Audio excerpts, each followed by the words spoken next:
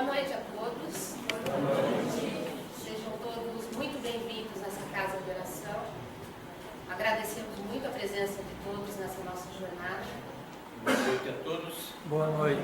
A leitura de hoje será extraída do livro Palavras de Vida Eterna. Esse livro foi psicografado por Francisco Cândido Xavier e ditado pelo Espírito Emmanuel. E nós vamos ler a lição 103, que tem como título Produzimos. Foi tirado do Evangelho, essa parte, que diz o seguinte: permanecei em mim, e eu permanecerei em vós. Como não pode o ramo produzir fruto de si mesmo, se não permanecer na videira, assim nem vós o podeis dar, se não permanecerdes em mim. Palavras de Jesus. Produzimos. Tudo que é alguma coisa, produz algo. Elementos considerados desprezíveis estão fazendo isso ou aquilo. Pedras produzem asperezas, espinhos produzem lacerações, lama produz sujidade, martelo produz golpes.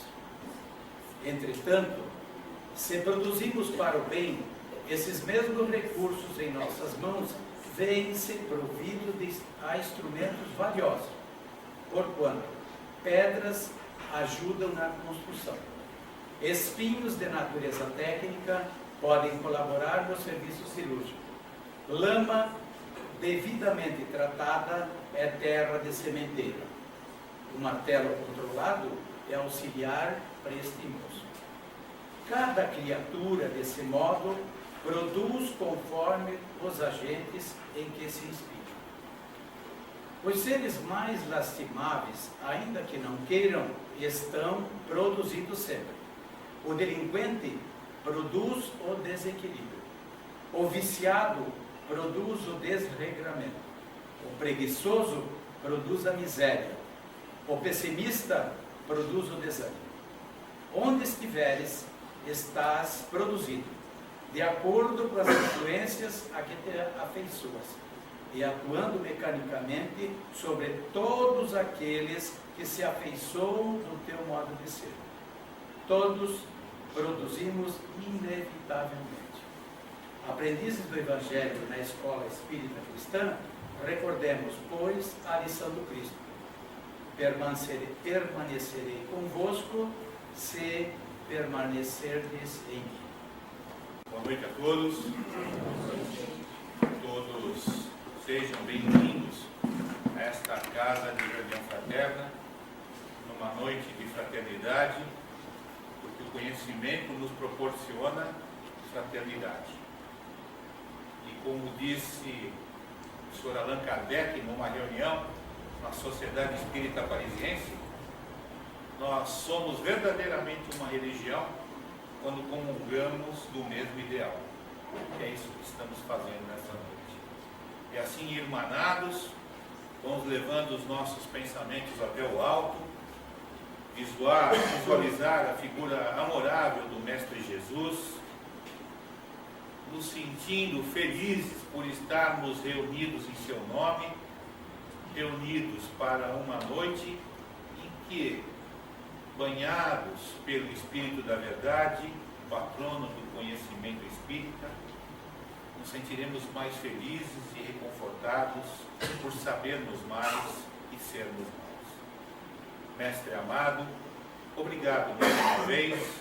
Agradecemos ainda a espiritualidade dirigente da casa, que preparou desde muito cedo o ambiente para a nossa chegada, para a reunião fraterna desta noite. Agradecemos aos mentores queridos desta casa também pelo acolhimento. Obrigado, Deus Pai, por mais um dia. Obrigado, Deus Pai, por sermos o que somos e termos o que temos. Que assim seja.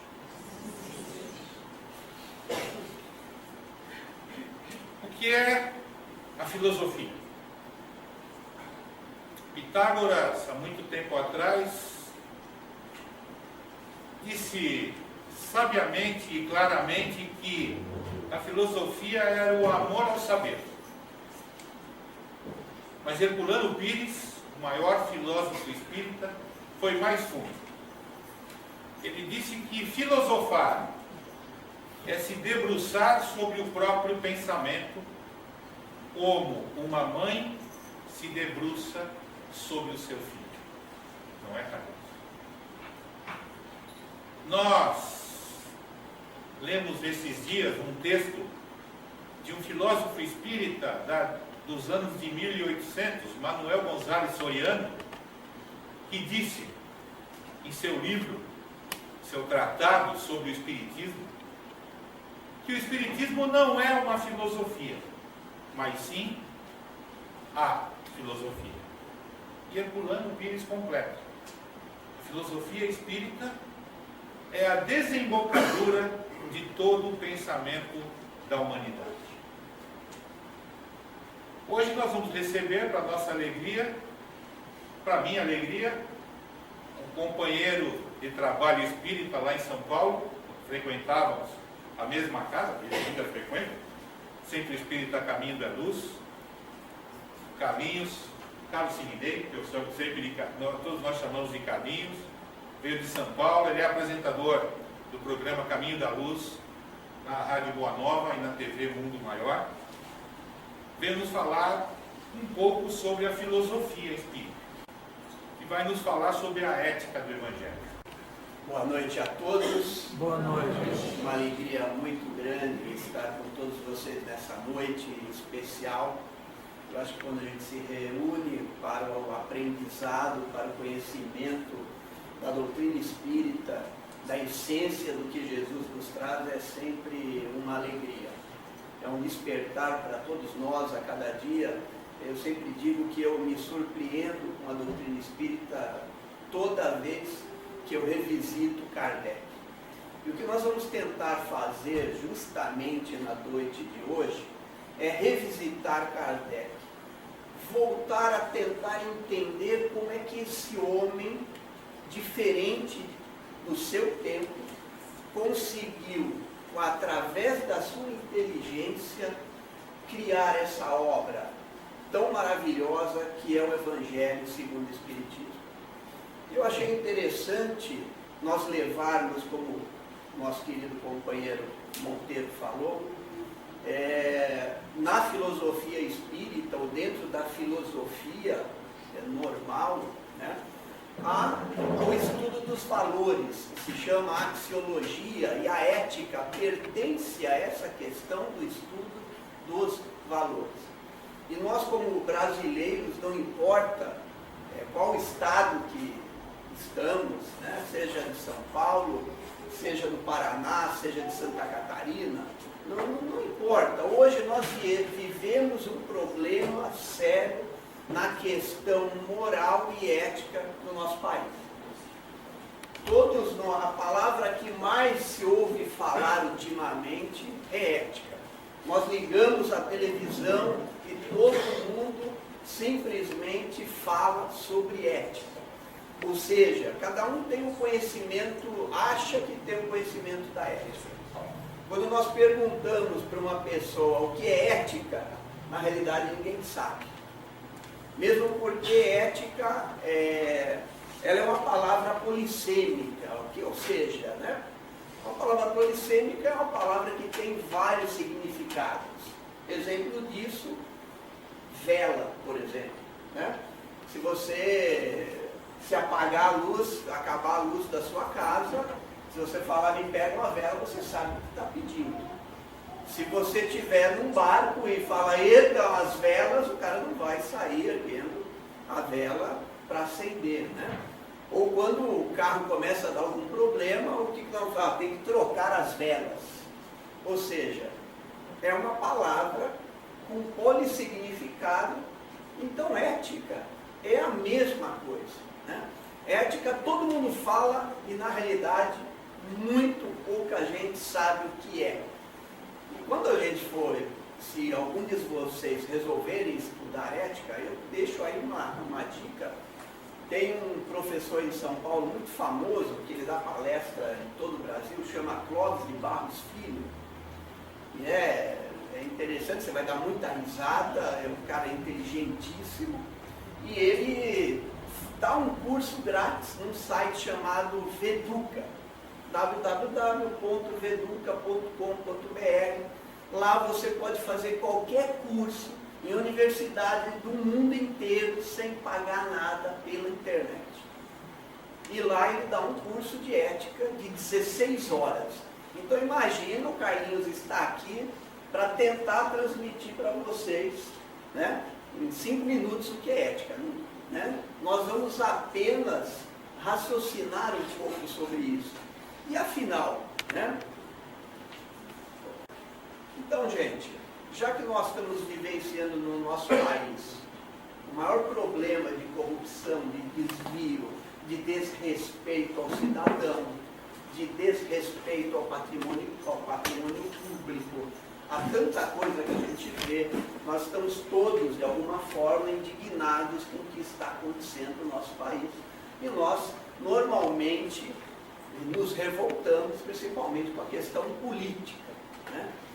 Mas e aí? O que é ética? Né? A ética vem de uma palavra a sua origem é grega, ethos, que significa bom costume, costume superior ou portador de caráter. Né? Ou seja, caráter, normalmente a lembrança que nós sempre damos é que caráter é aquela marca mais profunda em cada um de nós, na nossa forma de agir. Ou seja, aquilo que me caracteriza como um ser bom, ou os atos que eu realizo na minha vida, que são característicos meus, ou porque eu aprendi, ou porque de berço fui formado daquela forma, ou seja, a maneira com que eu penso, a maneira com que eu ajo, né? Ou seja, uma característica específica nossa, é do seu caráter, é da sua formação. Mas a gente tem um conceito de ética, né? Nós poderíamos dizer que ética preocupa-se normalmente com a própria arte de viver, com a elaboração de uma vida boa. Ou seja, o que é ética na realidade? É a maneira com que nós conseguimos conviver entre nós, é a maneira que nós achamos de dar a melhor forma de nos respeitarmos, porque afinal vivemos em sociedade. Se vivemos em sociedade, não podemos ser egoístas e também não podemos deixar de pensar em nós mesmos. Ou seja, a ética na prática é a forma, é a reflexão de como nós temos que agir perante o respeito a todos. E a ética não é algo, né? Se nós formos buscar, quem trouxe essa palavra primeiro foi Aristóteles, no seu livro A Ética Nicômaco, que Nicômaco era o nome do pai dele, do filho dele, em que ele dizia que a ética seria a análise daquilo que você realizou durante toda a sua vida. Ou seja, apesar de Aristóteles não ser reencarnacionista e nem acreditar que a alma era imortal, era interessante pensar sobre isso. Quer dizer que depois que eu morro, que eu virei defunto, eu vou analisar aquilo que eu fiz? Ou seja, a ética de Aristóteles era sobre o resultado de toda a nossa vida.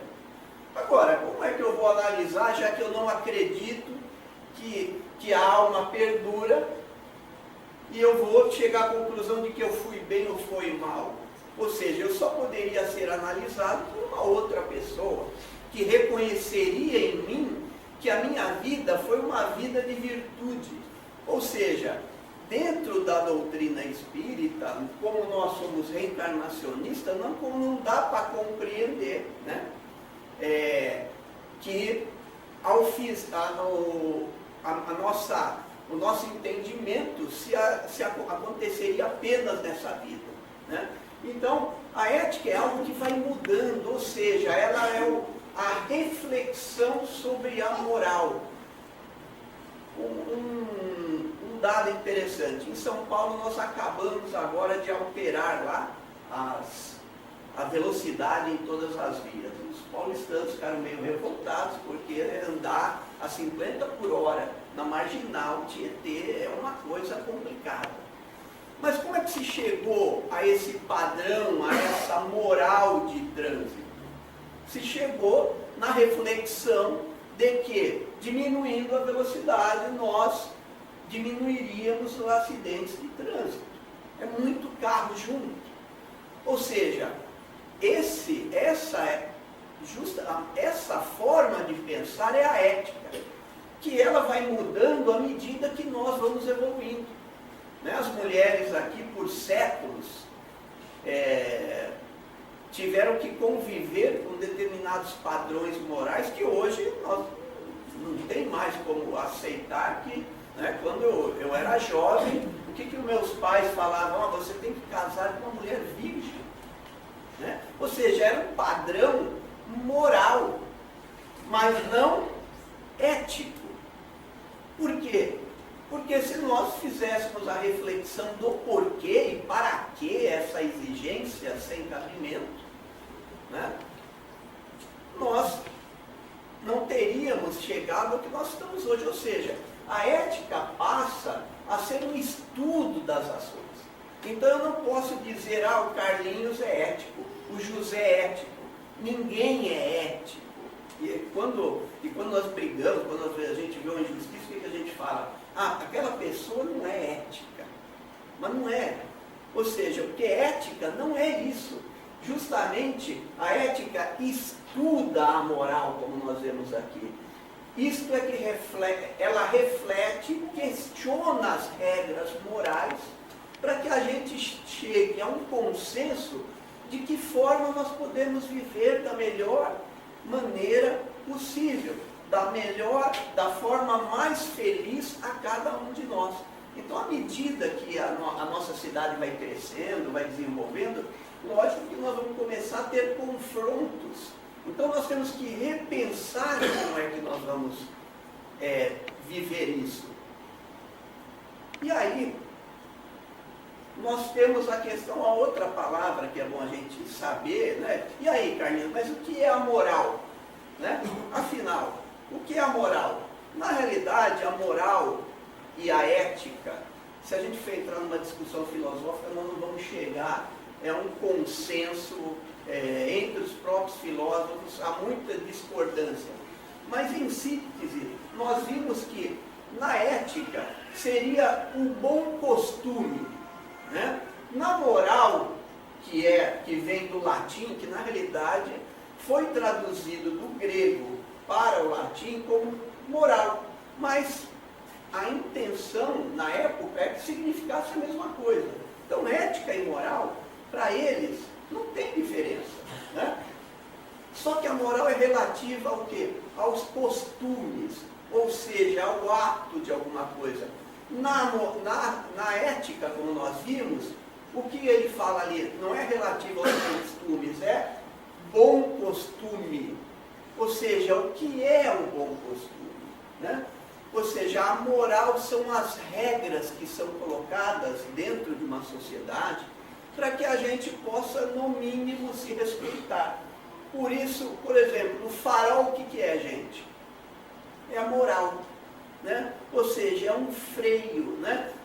Quando der vermelho, eu paro. Quando der verde, eu sigo.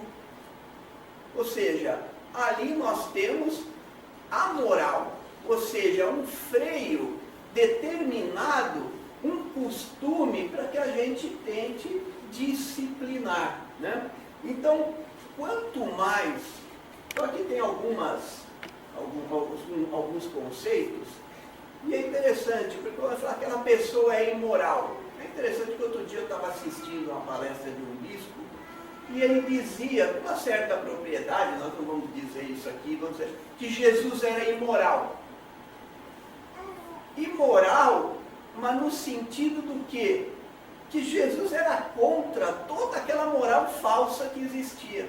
Então, o ser imoral é quando você atravessa um farol vermelho, o que você é? É imoral. Ou seja, você contraria o princípio estabelecido pela organização, pela sociedade. Toda vez que nós transgredimos uma lei, uma maneira de agir, algo tratado, então nós nos tornamos imoral. No caso do amoral, o que é? A moral é quando eu desconheço a lei. É a mesma coisa, nós podemos julgar um índio antropófago porque ele comeu o outro que estava passeando lá, o branquinho que não sabia e estava passeando lá. Você pode dizer que o índio é imoral? Não. Ele é amoral, ou seja, ele não conhece a nossa regra. Ele não sabe que não pode comer o outro, ele só tem aquele cara para comer. Então, como é que nós vamos julgá-lo? Nós podemos julgá-lo da mesma forma daquele que sabe que há uma regra que nós não podemos matar o nosso semelhante? Não. Então, daí, ou seja, são valores, né? Por isso a ética e a moral se refere ao valor de cada um de nós. Então, quando nós analisamos isso, então nós vamos dizer o seguinte, que a moral é relativa a cada um de nós. Ou seja, o nosso horário de chegada aqui é às 8 horas. Né? Como é que, vamos pensar na casa espírita, onde está a ética? A ética está quando a gente forma um grupo e vamos discutir. Olha, que hora nós começamos o Evangelho? Olha, eu acho melhor começar às 8, porque dá tempo da pessoa sair do trabalho, né? Se der, toma um banho, vem para o centro. Ou seja, a ética está na discussão dos valores, da melhor forma que nós vamos fazer. Agora, a partir do momento que nós determinamos 8 horas, o que acontece? Vira moral. A moral nossa, de cada um de nós, respeitar a regra, o que é? Nós vamos chegar lá às 8 horas. Deu para vocês compreenderem? Então, aí, nós vamos perguntar, tá, Carlos, mas o que isso tem a ver com o Evangelho de Jesus? Né? Nós vamos fazer essa reflexão, que eu quero que vocês compreendam. Normalmente, a ética é a reflexão de tudo. Ou seja, é o valor maior que todos nós, pela nossa inteligência, pela nossa capacidade de agir, temos que optar por aquilo. A moral, ou seja, são as regras com que todos nós temos que conviver, seja no trânsito. E é interessante, e antes disso, lembrar o seguinte, né? Houve lá um prefeito em São Paulo, que aí ele falou assim, não, nós vamos moralizar o trânsito, colocando mais radar. O que você está dizendo? Você está dizendo que você não está moralizando o trânsito, você está desmoralizando o trânsito. Porque quanto mais moral, quanto mais você... olha gente, daqui a pouco, na próxima semana, devido à segurança, nós vamos exigir um crachá de cada frequentador. O que nós estamos fazendo? Por desconfiança, por segurança, nós criamos meios de controlar. Então, hoje, ou seja, nós estamos desmoralizando, porque se fôssemos moral, a gente precisava de radar? Não. Então, o radar desmoraliza. É igual às escolas lá em São Paulo, que o pessoal começou a colocar câmera em todas as escolas mais bem pagas, colocava câmera para o pai olhar o que o filho está fazendo. Para quê? Porque aí o professor falava, ó, teu pai está te vendo, haja diferente. Ou seja, está desmoralizando, porque a criança, ela só vai agir bem porque está sendo vigiada. Ela não é educada para fazer o que deve. Então, quanto mais regras, quanto mais crachá, quanto mais radares, quanto mais... Ou seja, mais a gente está desmoralizando a sociedade. Porque o certo seria que nós tivéssemos a liberdade para fazer o que a gente quer, porque eticamente, na nossa reflexão, eu compreendo que eu não posso andar 200 por hora. Que eu vou causar um mal a mim e provavelmente a um terceiro. Então, estão compreendendo como é que é isso? E aí, nós vamos entrar, gente, agora, só para a gente relembrar um pouquinho, o que é? Nós vamos falar sobre o Evangelho segundo o Espiritismo. Por que eu coloquei bem, né? Porque quando a gente entra na casa espírita, a gente entra, passa pela orientação, vai fazer o tratamento, e no tratamento, o que a gente sempre fala? Todas as noites, abra o seu Evangelho e leia partes do Evangelho. A gente vai fazer o curso, né, de Espiritismo, e aí a gente tem lá citações do Evangelho, mas nem sempre a gente foi a fundo compreender como é que Kardec chegou ao Evangelho. Então vamos lá. Evangelho significa o quê? Boa nova, ou os Evangelhos do Cristo, e significa coisa digna de inteiro crédito. Então nós temos, qual é a nossa base? É o Evangelho de Jesus. Segundo, que significa conforme, de acordo, ou seja, eu estou olhando o Evangelho de Jesus segundo, né, uma maneira de pensar, sobre bases, segundo o Espiritismo, ou seja, segundo a doutrina dos Espíritos, que significa o quê? O que é a doutrina dos Espíritos? O Espiritismo é a ciência nova que vem revelar aos homens, através de provas irrecusáveis, a existência e a natureza espiritual e a natureza do mundo espiritual e suas relações com o mundo material. Ou seja, essa aqui é uma das definições do Espiritismo. Então nós vamos analisar o Evangelho. Kardec está nos convidando a analisar o Evangelho de Jesus segundo a ciência espírita, que faz justamente a ligação entre a natureza espiritual e a natureza material. Ok? Então, 18 de abril de 1864, nós tivemos o Evangelho. Mas o interessante é que o Evangelho, como é que Kardec chegou até essa terceira obra? Ele chegou até essa terceira obra por uma pergunta, por uma questão do Livro dos Espíritos. Porque nós vamos dizer, como é que surgiu o Evangelho segundo o Espiritismo? Apareceu como? Como é que ele resolveu criar essa obra? Né? Discutir, reflexionar com os Espíritos essa nova lei. Então, ele, na pergunta 614, ele tem lá, que se deve entender por lei natural. Aquela época, gente, a ciência estava se desenvolvendo ali a passos largos, um pouquinho mais, principalmente pela filosofia positivista de Augusto Comte, em que analisava, que queria saber o quê? Que, de alguma forma, teria uma maneira de se compreender, de se entender as leis do universo. Nós tivemos Newton sobre a lei de gravidade, sobre a lei de ação e reação, né? Então, o mundo buscava saber ali qual é a fundamentação das coisas. E Kardec não foi diferente. Então ele perguntou, o que devo entender por lei natural? Aí os Espíritos responderam, a lei natural é a lei de Deus. É a única verdadeira para a felicidade do homem.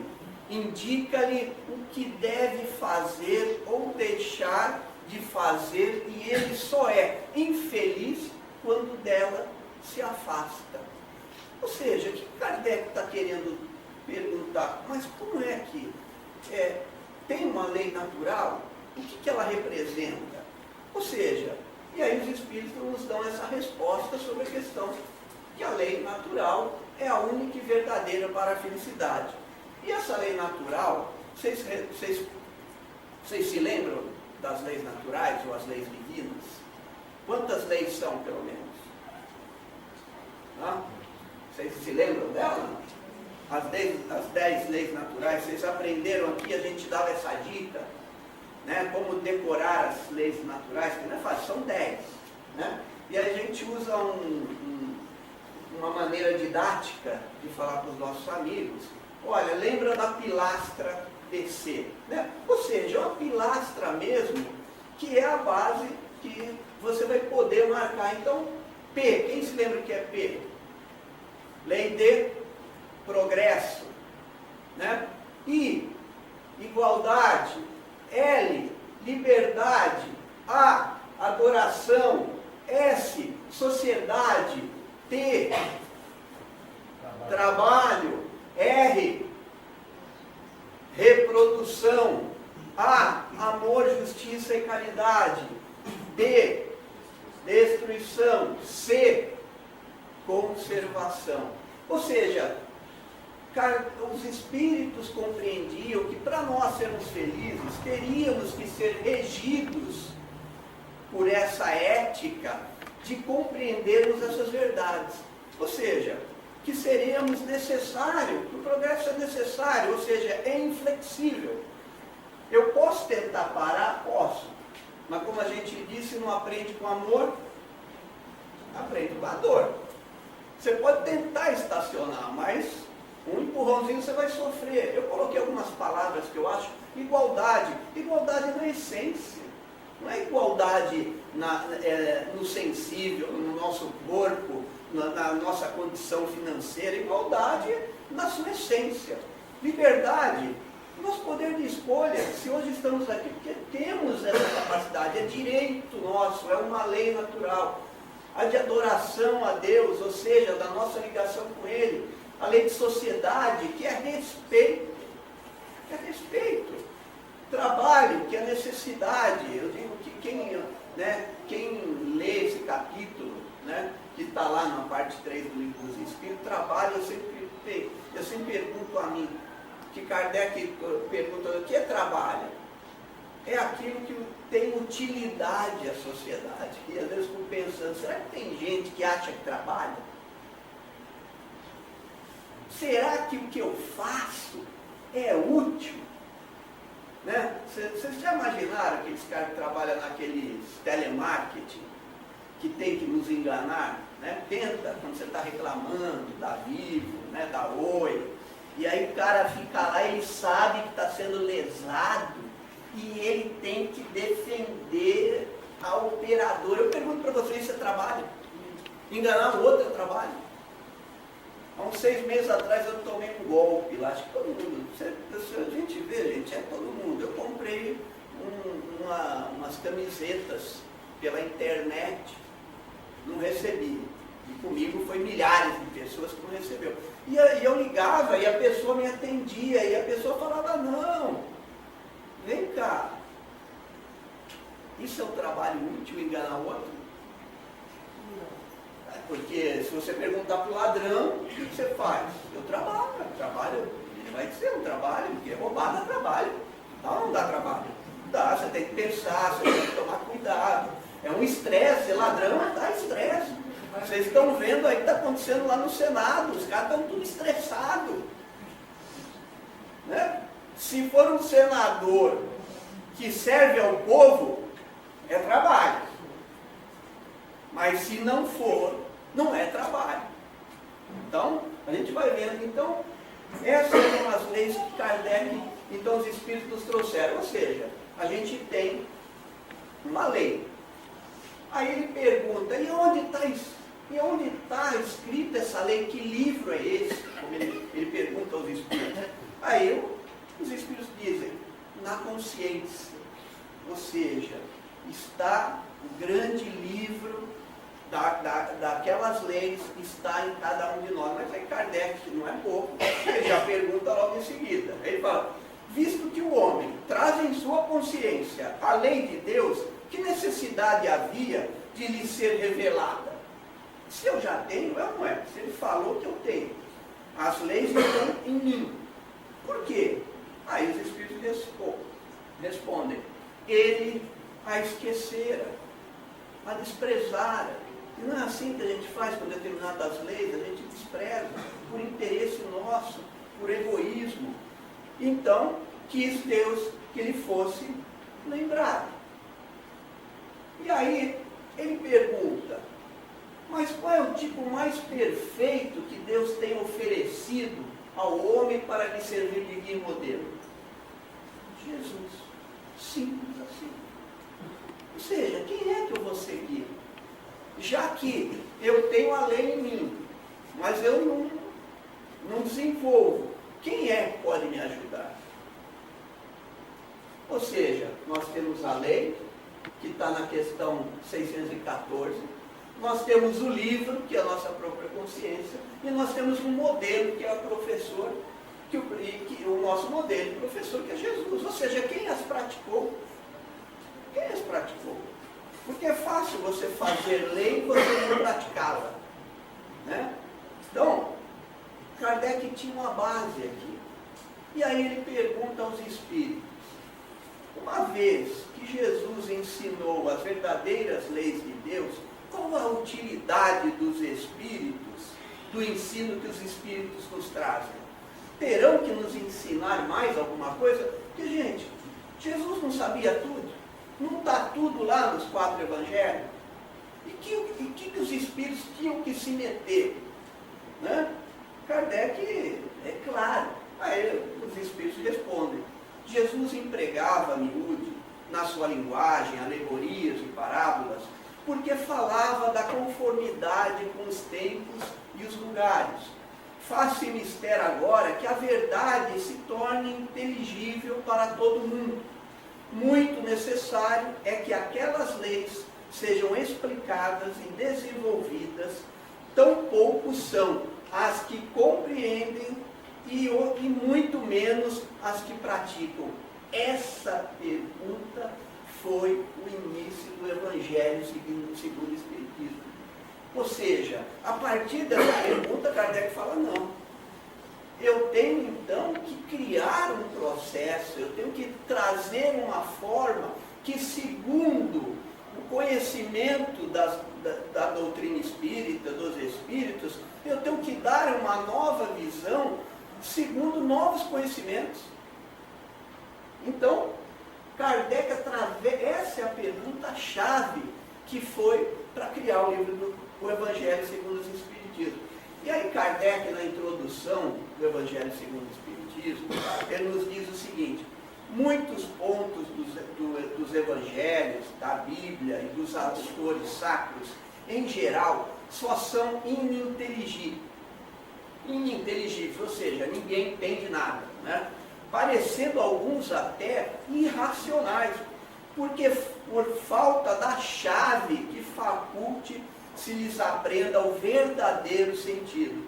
Essa chave está completa no Espiritismo, como já o puderam reconhecer os que têm estudado seriamente, e como todos mais tarde ainda melhor o reconhecerão.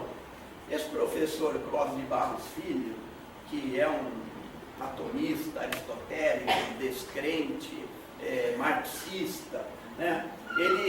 As aulas dele, ele fala assim: hoje nós vamos conversar sobre um tema, sobre um filósofo.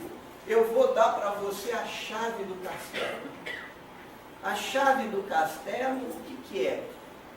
É como a base do pensamento daquele filósofo.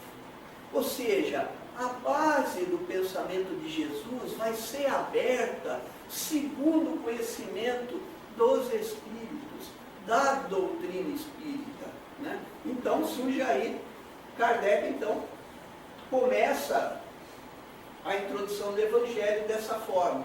E aí ele continua: em vez, porém, de nos atermos a uma ordem cronológica impossível e sem vantagem para o caso, grupamos e classificamos metodicamente as máximas segundo as respectivas naturezas, de modo que decorrem umas das outras tanto que possível. Vamos lembrar, Kardec era um pedagogo, um professor,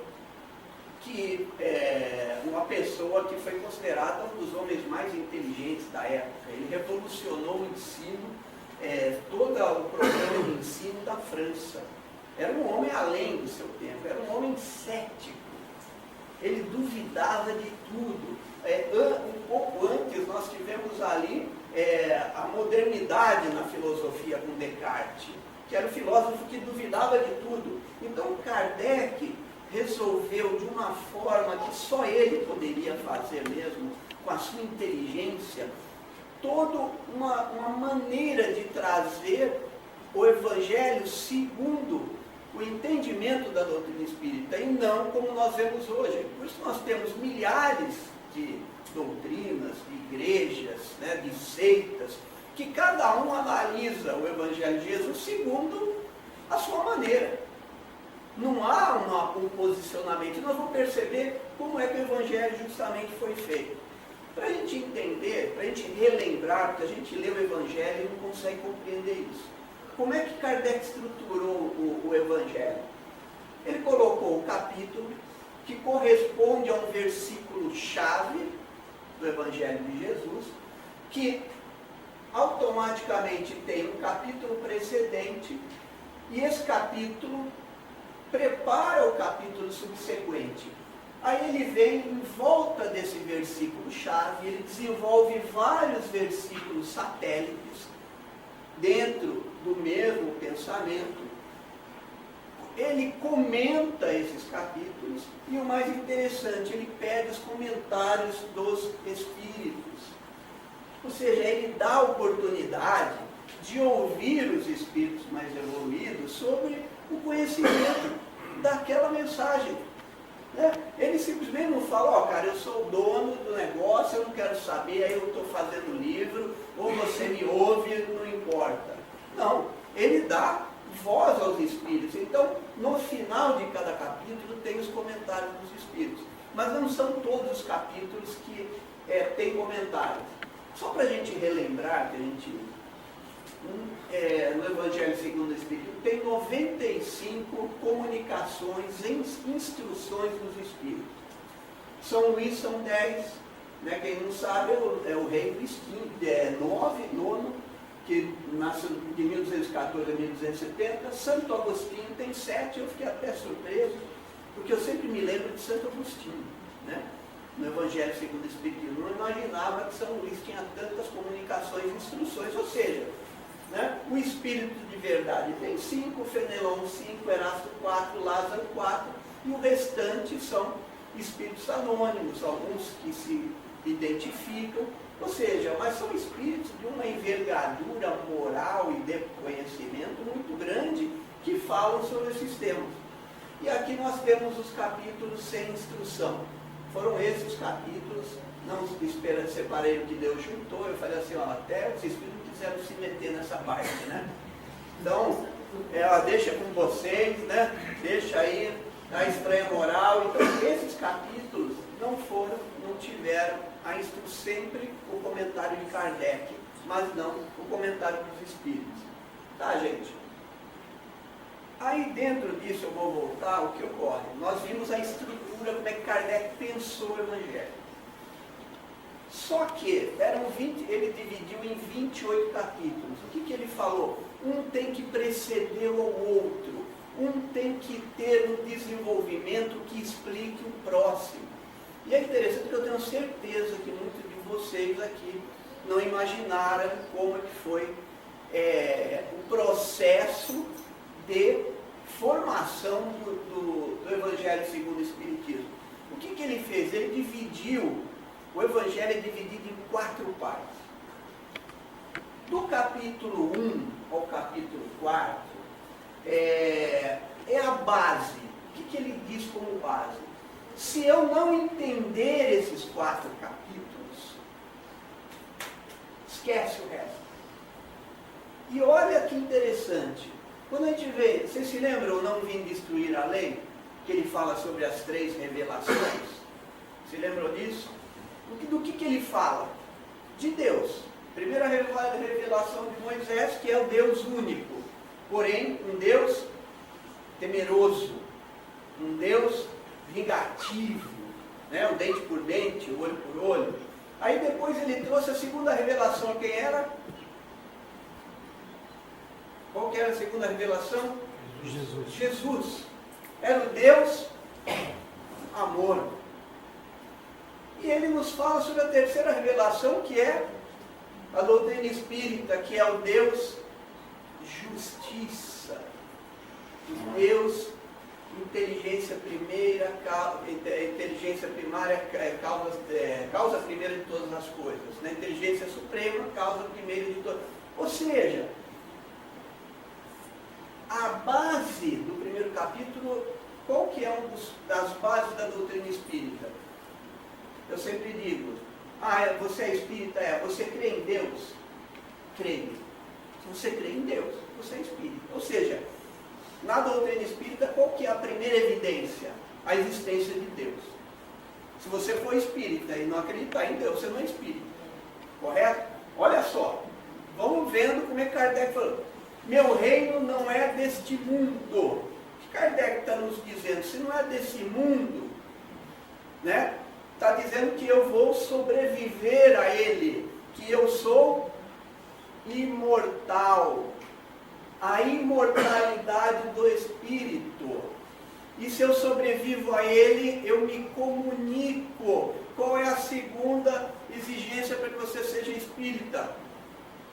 Crer na realidade do espírito, da pré-existência da alma e a imortalidade dela e a comunicabilidade entre os espíritos. Tá? Há muitas moradas na casa do meu pai. Preciso falar? Pluralidade dos mundos. A evolução de cada um de nós. Ninguém poderá ver o reino de Deus se não nascer de novo. O que significa isso? Qual é a palavra-chave? Reencarnação. A justiça. Vocês já tinham pensado nisso? Ou seja, segundo a doutrina espírita, está tudo aqui no capítulo 1 ao 4. Se eu compreender só isso aí, eu vou compreender o quê? O que é a doutrina espírita. Aí, essa é a base. Se eu não aceitar isso aqui, adianta eu ler o resto? Se eu não aceito, aí, Kardec, então, a próxima, aí, esse é do 1 ao 4, aí do 5 ao 10, aí ele divide outra parte do 5 ao 10. Aí ele, mas da onde, vamos dizer, ele foi buscar, ele foi fazer essa outra parte? Na pergunta 170, que é uma pergunta antiga dos espíritos, ele pergunta então aos espíritos, o que se torna o espírito depois da última encarnação? Espírito bem-aventurado, puro espírito. Ou seja, quando eu não precisar mais reencarnar, é que eu estou felizão. Cheguei no auge. Estou no topo da compreensão de ser um espírito aventurado. Vocês se lembram quais são os próximos capítulos? Que nós vamos colocar, ou seja, que são os das bem-aventuranças. O meu amigo digitou, ele não era espírita, então ele comeu um monte de coisa, mas não tem problema. Ou seja, o que Kardec queria falar? Eu quero ser um espírito, como é que eu me torno um espírito bem-aventurado?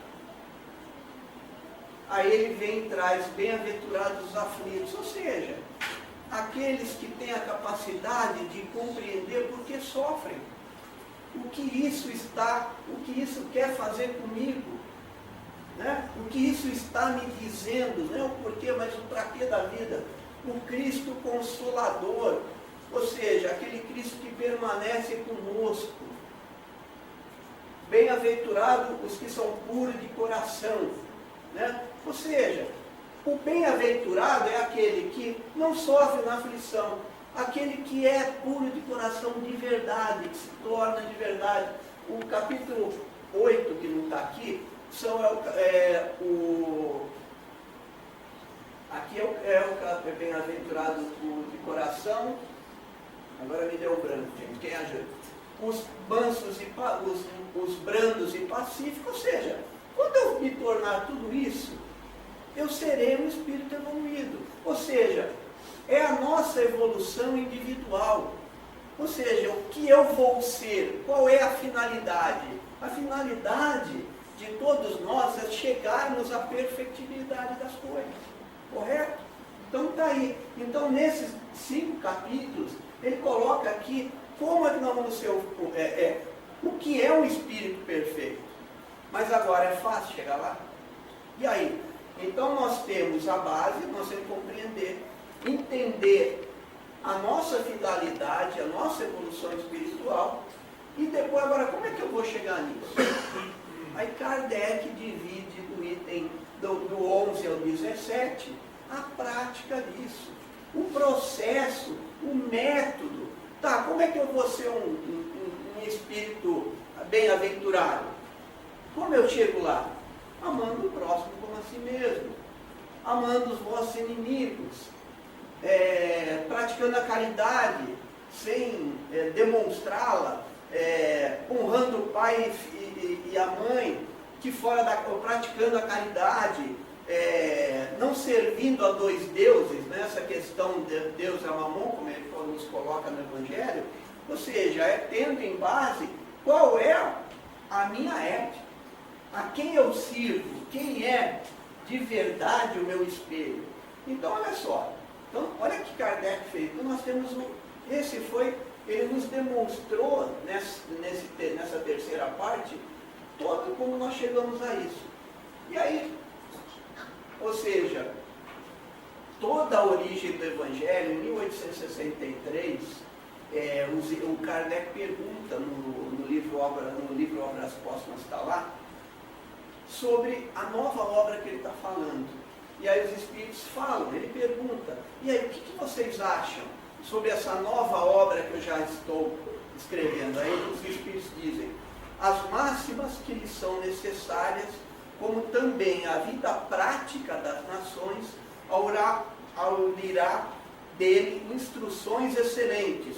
Fizeste bem, enfrentando as questões de alta moral prática, do ponto de vista dos interesses gerais, dos interesses sociais e de todos os interesses. Ou seja, Kardec organizou todo o Evangelho para que eles fossem o quê? A máxima, aquela reflexão ética que todos nós deveríamos seguir. Então, em cima disso que Kardec construiu. Aí tudo bem, ok, você me diz como é que eu evoluo individual, mas e aí o outro? Eu não vivo em sociedade? Eu não tenho que compreender a existência do outro? Eu não tenho que conviver com o outro? Como é que eu vou conviver? Qual é a prática? Como eu chego à evolução coletiva? Aí ele fala do capítulo 18 ao 26, ele nos fala aqui, né? Muitos são chamados, poucos escolhidos, ou seja, a compreensão da sociedade, que é a dificuldade que nós temos hoje, né? De seguir determinadas regras, de atender o respeito ao próximo, né? Então, os trabalhadores da última hora, ou seja, aquele que chega no último instante, mas já estava preparado para realizá-la, porque todos nós temos que trabalhar. Ou seja, aquele deu o caminho para uma evolução coletiva. Então, ele deu, né? Aí, no final, qual é o objetivo, né, final? Ele encerra com 2 capítulos. Ou seja, do que ele fala? O que é o Evangelho, como deve trazer a nós, é a compreensão da união do homem com Deus. E como é que nós nos unimos a Deus? Aí ele fala, me pedi e obtereis. Ou seja, como é que eu peço? De coração. Né? Como é que eu chego a Deus? Como é que eu compreendo essa lei? Como eu me entendo como parte dele? Né? Como eu me coloco como aprendiz, como um ser que deve evoluir. E nós, que não somos perfeitos, cada um de nós. Então aí ele coloca a coletânea de preces espíritas, que é só um caminho, né, de como é que nós vamos chegar lá. Então, deu para vocês compreender como é que Kardec pensou o Evangelho segundo o Espiritismo? Vocês imaginavam que fosse isso? Né?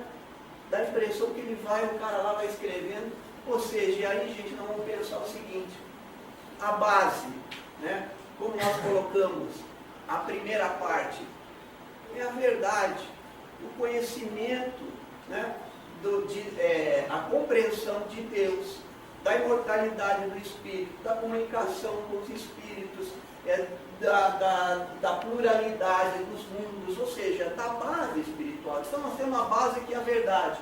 Nós temos a evolução individual, como ele nos colocou, é um caminho. E a evolução coletiva, que é a vida. A nossa vida somos todos nós que estamos aqui. seus filhos, seu amigo de trabalho, ou seja, nada mais, nada menos. Como Jesus nos dizia, ou seja, eu sou a verdade, o caminho e a vida, né?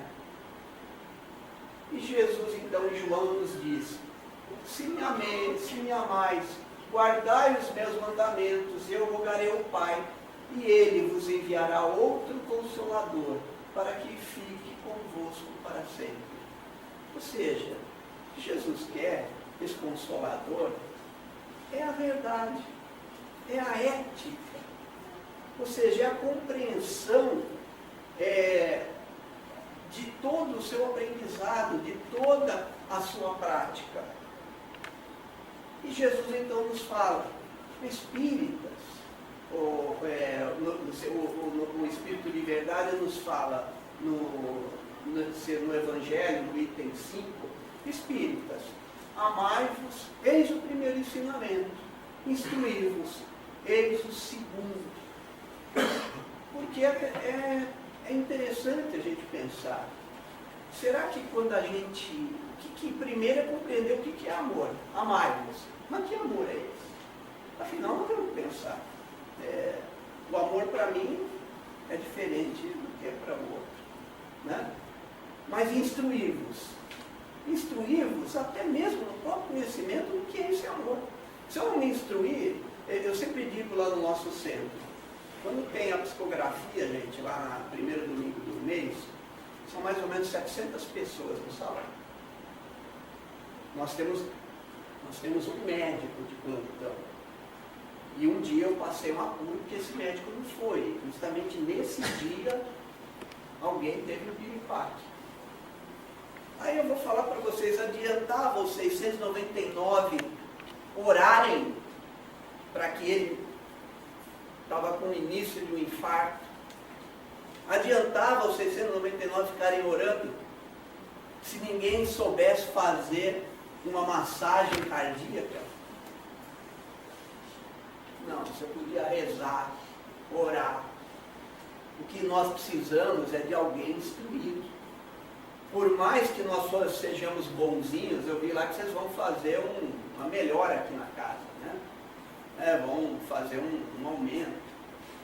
Lá no centro, vocês viram lá em São Paulo, teve uma casa evangélica que despencou o telhado, né?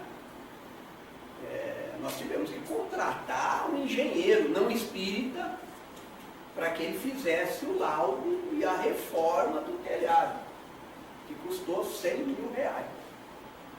Adiantava o cara ser espírita, quer dizer, nós não temos um engenheiro, mas temos um espírita, ele conversa com os espíritos e vai dar tudo certo. Só boa vontade resolve? Não resolve, né? E aí, gente, é o que eu pergunto para vocês, quando Jesus amai-vos e instruís, afinal, o que é amor? Né? O que é esse amor?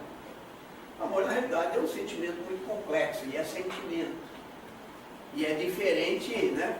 Quando você sente frio. Quando você sente frio, é um sentimento de pele, né? Eu posso descrever, mesmo que diferente de você, uns sentem mais frio, outros sentem mais calor. Né? Quem já foi lá para o Mato Grosso sabe o que é calor, né? Eu não sei, mas eu ainda não fui, mas eu imagino que seja. Né? Então, ou seja, né? Afinal, o que é amor?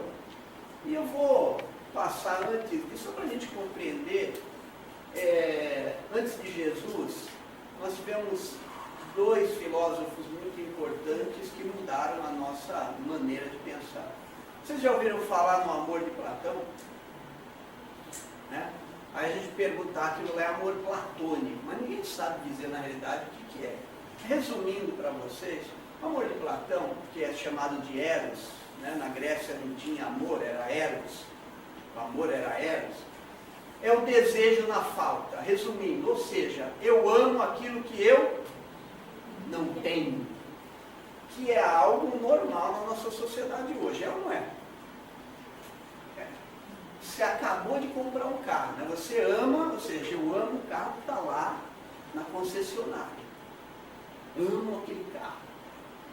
Você se apaixona, você sonha com o carro, você está amando o carro. Compra o carro. No amor de Platão significa que na hora que você comprou o carro, você não ama mais, porque você já tem o bem. Então é o amor do sofrimento, né? É o amor daquele que a gente sonha, né? Ou seja, o ser amado não sabe que a gente ama. Ele não tem nada a ver com o nosso amor. Ou seja, é o platônico. O cara ama aquela mulher. Nossa, eu amo aquela mulher. Mas a mulher não dá. O homem, ele não está nem aí, porque ele não é atingido. Esse amor é seu. É um amor egoísta, né? E dentro da sociedade, assim, o cara vai lá e compra o carro.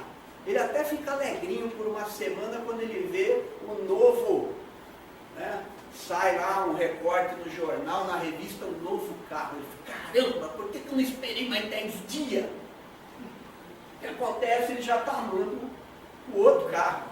Aí esse ele já não ama mais, né? Esse era o amor de Platão. O amor de Aristóteles era mais legalzinho. Era o amor que se chamava filia, que é o amor do encontro, né? Ou seja, é a vivência. Aristóteles é mais, vamos falar a verdade, ele é mais carnal, né? É a alegria no encontro, né? Na coisa boa da vida. É você chegar na praia, que igual eu, né? Cheguei no hotel hoje, nossa, que coisa maravilhosa, que lindo, que vista linda que eu tenho. Ou seja, é o amor do encontro, né? Eu sempre brinco que eu amo a minha mulher, segundo Aristóteles, ou segundo Sócrates, quando eu estou longe dela, né? Então você faz aquele... não, segundo Platão, né? Olha, eu te amo, eu estou aqui, mas eu te amo na falta, meu coração está em pedaços. Aí quando eu me encontro com ela, é o amor de Aristóteles. Aí é aquela alegria, aquele encontro, aquela felicidade, né? Oh, meu amor, que bom, né? Abre a porta assim e falava, olha, eu te amava segundo Sócrates quando estava longe de você. Oh, Platão, agora que eu te encontrei, te amo segundo Aristóteles, vem cá, né? Então, mas é um amor que mesmo assim é um amor que é teu. Pertence a você também, é um amor egoísta. Porque o outro não existe. Aí vem Jesus. Esse cara não faz. Qual é o amor de Jesus? É o amor ágape, é o amor ao outro, onde nós deixamos a nossa própria pessoalidade para ser invadido pelo outro, né? Quem aqui, em um momento que teve, se alguém, né, quem tem filho sabe que é isso, quantas vezes nós chegamos em casa com a criança febril, com algum tipo de doença, o que você pensa? E você fala, meu Deus do céu, passa essa dor para mim, livra minha filha disso, ou não é? Ou seja, é o amor no outro. Jesus, ele transformou, esse amor é diferente do amor do desejo da falta, da alegria no encontro. É o amor no outro, o amor ao próximo. Ou seja, irmãos, amai-vos, ou seja, permita que o outro seja parte da sua vida, abra a mão de você em alguns pontos se você ama o outro. Então Jesus transformou tudo isso. E aí a gente vai pensar, qual que é a ética da vida? Se nós perguntarmos, né? Então eu trouxe esse trecho justamente daquela música, né? Um dia uma criança me parou, olhou-me nos meus olhos a sorrir, caneta e papel na sua mão, tarefa escolar para cumprir, e perguntou, no meio de um sorriso, o que é preciso para ser feliz? Amar como Jesus amou, sonhar como Jesus sonhou, pensar como Jesus pensou, viver como Jesus viveu, sentir o que Jesus sentia, sorrir como Jesus sorria, e ao fim do dia, eu sei que dormiria mais feliz, né? Agora eu pergunto a vocês, é fácil esse amor? É um amor que não é para qualquer um, porque a realidade é que nós ainda amamos a poucos e amamos pouco. Esse amor é revolucionário. é um amor que ele transcende tudo.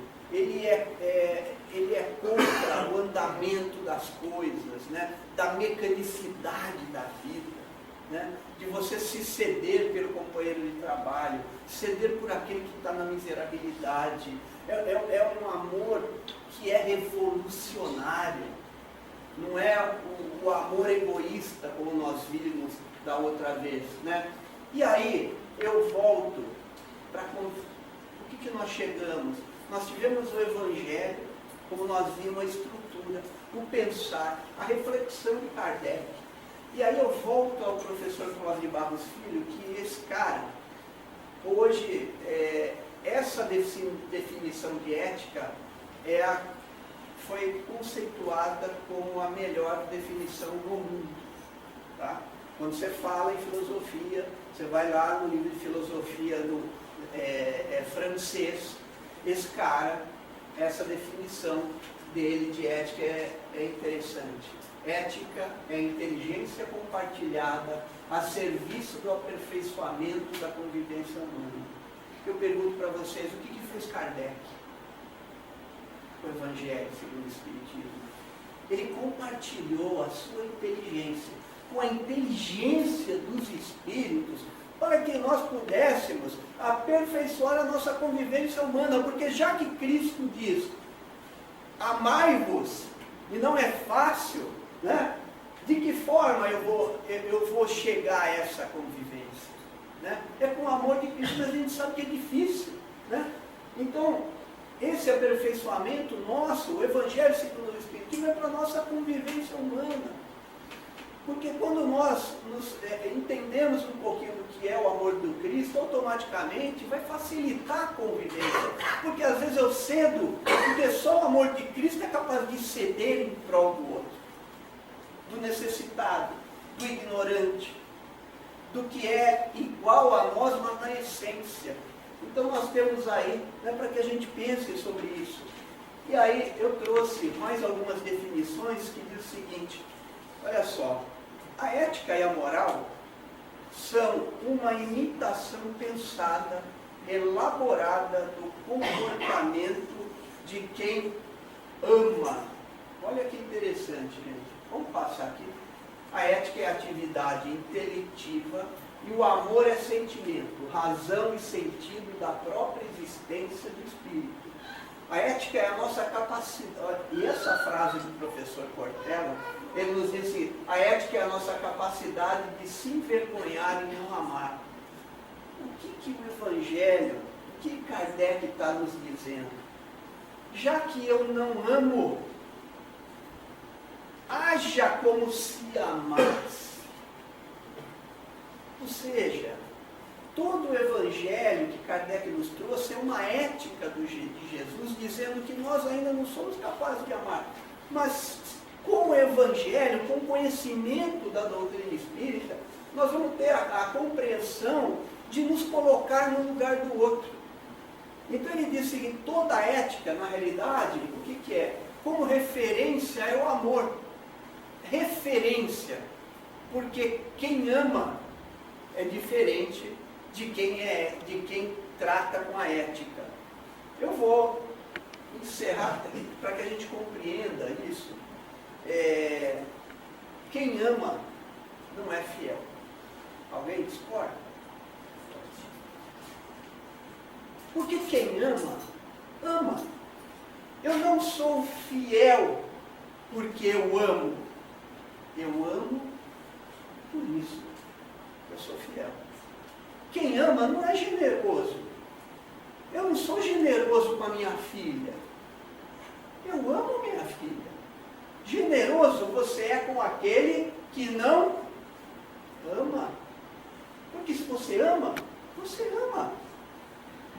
Então, ou seja, a ética, o que é? Já que você não ama, seja generoso. É o comportamento ético da falta do amor, porque só Jesus amou a todos. Nós amamos a todos. Você jura que você ama seu vizinho? Você jura que você ama? Ou seja, eu não amo mas devo me comportar como se amasse. E é isso que o Evangelho vem nos trazer, esse conhecimento. Quem ama, não tolera. Quem ama, ama. É meu filho. Né? Ou seja, você vai tolerar quem? O filho do vizinho. Ou seja, quando eu amo, né, você não tolera porque ama. Você ama e tolera. Então a ética, justamente, é a tentativa de ter como referência o amor, ou seja, já que eu não amo, que eu me comporte como se amasse. Gozado. Deixa eu ver se tem uma outra aqui. Eu pulei essa parte, mas essa parte de Kant, o que Kant na sua moral prática dizia? Já que não ama, faça como se amasse. Essa é a moral prática de Jesus. Já que você não ama, aprenda, se instrua, né? Faça como se você amasse. Né? Arrisque a desenvolver o sentimento, né? Sim, arrisque-se, né? Pense sobre isso. Né? A ética, ou seja, a imitação pensada, elaborada no comportamento de quem ama. Porque se todos nós amássemos, gente, nós precisaríamos da moral? Não. A moral é só para refrear o nosso processo de não amor ao próximo. Eu não preciso, porque a gente não precisaria nem de sinal vermelho, de semáforo, não sei como é que vocês chamam aqui, no Rio é sinaleiro, né?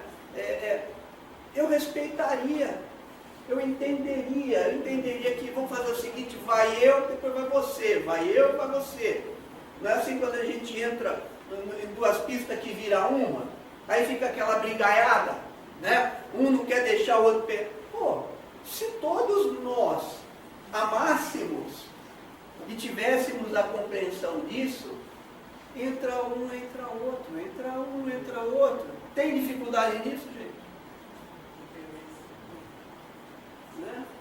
Ou seja, Kardec nos trouxe o Evangelho segundo o Espiritismo como uma ética geral, que ela uniria, segundo ele, todas as religiões. Nós não vamos ficar discutindo a moral das coisas.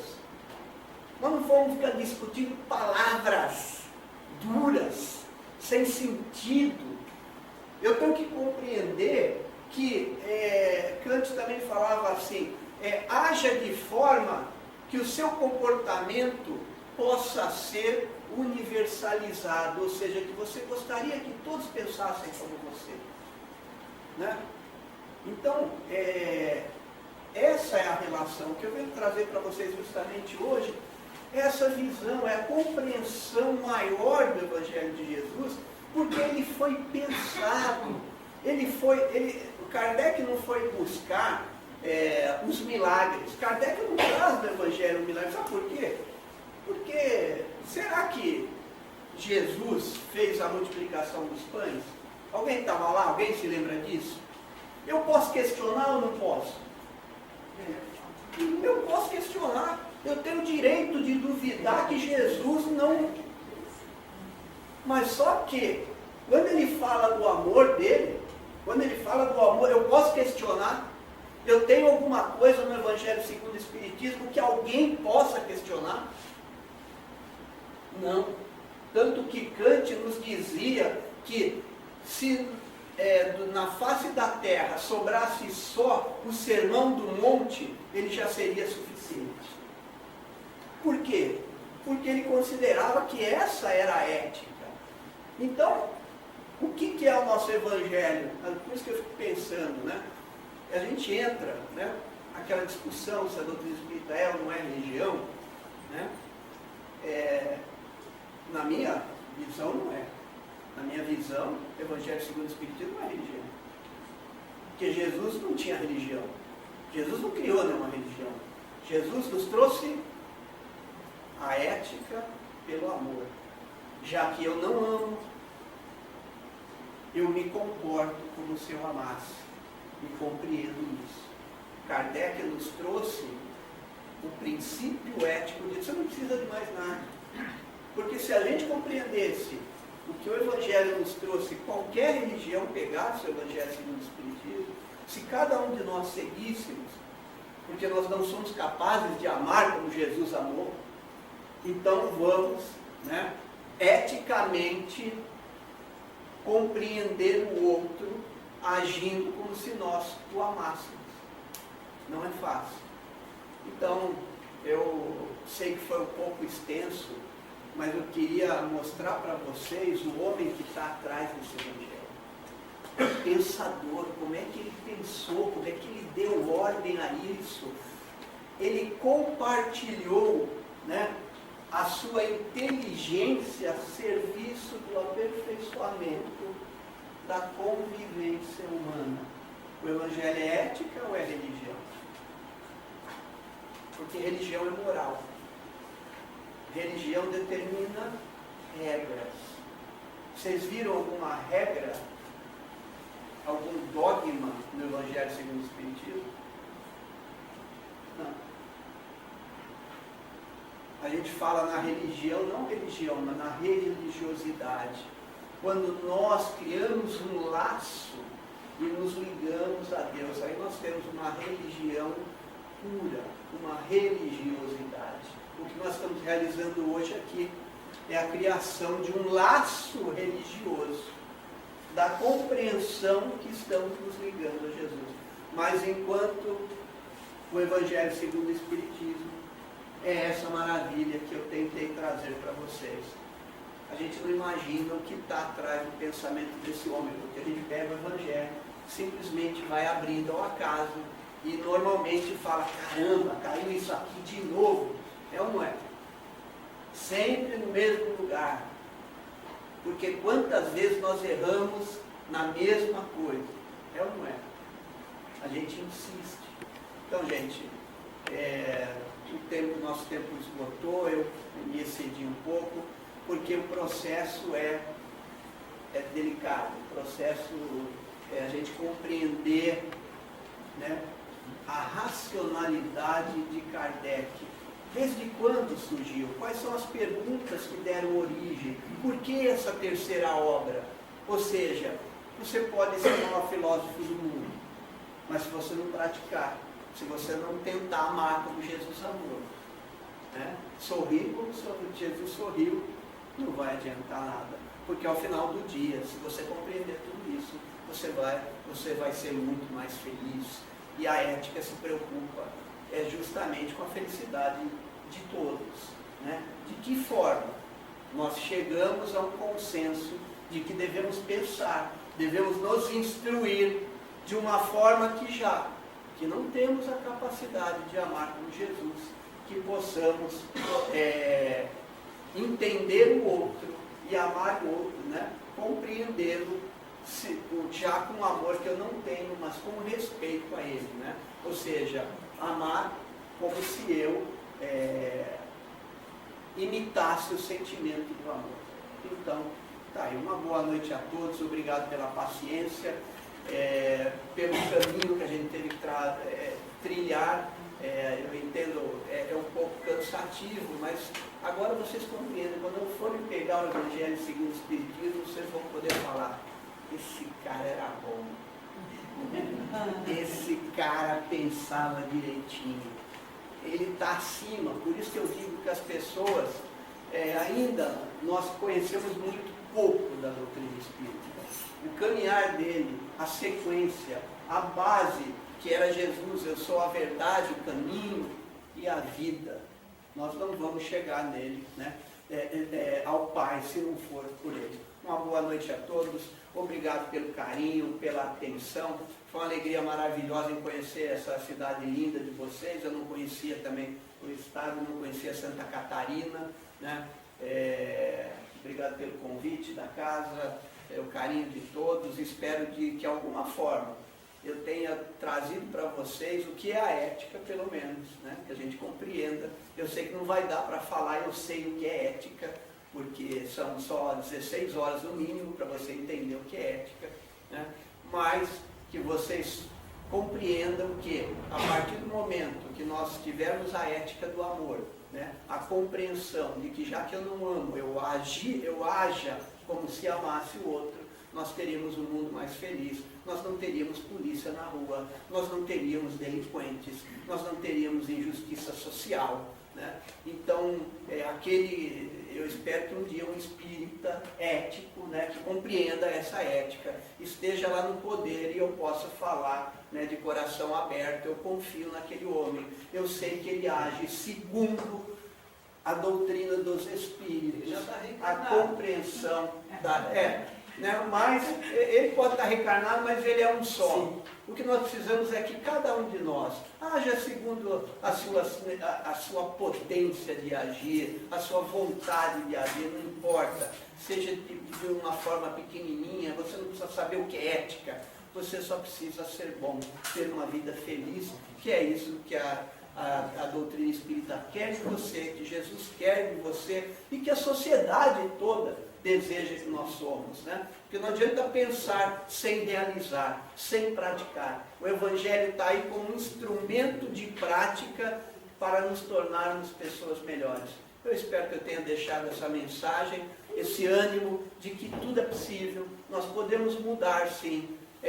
Se nós temos em mãos esse Evangelho maravilhoso, por que não começarmos a mudar a partir de nós, nas pequenas ações, nas pequenas atitudes que nos faz melhores, com o nosso amigo de trabalho, com o nosso vizinho, com aqueles que convivem conosco e com aqueles que nós amamos e que estão ao nosso lado a todo instante. Uma boa noite a todos.